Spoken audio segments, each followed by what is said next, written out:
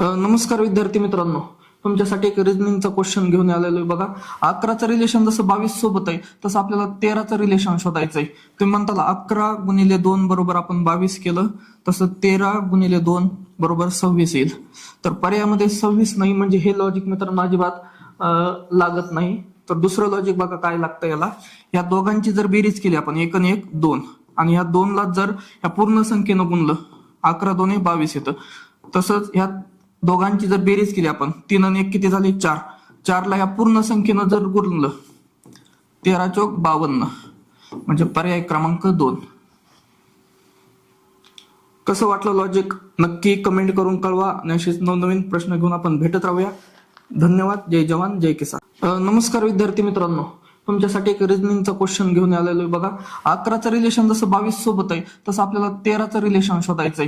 तुम्ही म्हणताल 11 गुणिले 2 बरोबर आपण 22 केलं, तसं 13